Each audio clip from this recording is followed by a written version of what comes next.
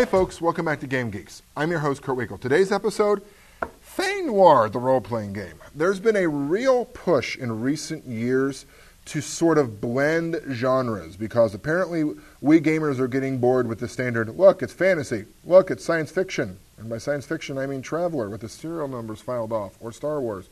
Look, it's horror. They're really now starting to blend a lot of these together. Fae Noir is interesting. This is a 1920s, 1930s type of setting that has a urban fantasy, specifically fairy shellac on top of it. What does this bring to the table? Well, it's an interesting setting. It allows you to play hard-boiled private detectives that have a supernatural bend to them in the roaring 20s, 1920s Cthulhu kind of era. How does the game work? Well, it principally works based on, it's similar to the White Wolf system in that you roll some dice based on an attribute plus skill number. You look for a total or a target number, and that's how you determine successes. It uses two different kinds of dice, which I thought was a little bit on the side.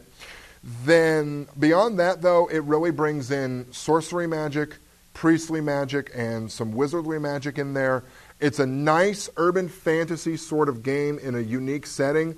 Honestly, my main complaint about this is that the engine is a little bit on the clunky side for what it wants to do, and the setting itself, while the setting itself is very interesting in how it works, the timeline with how World War I sort of came to an end and then all these fantasy pieces started to come into play.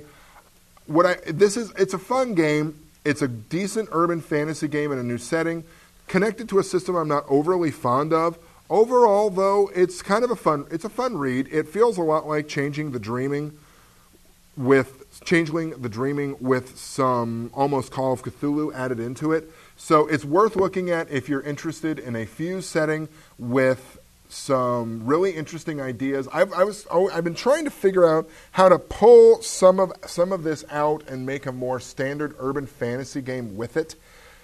That being said, I'm not entirely sure how I would do that. But it is sort of a fun game if you want to try to get your hands on it and take a look at how it works. For Game Geeks, I'm your host, Kurt Wiegel. Good day and good gaming.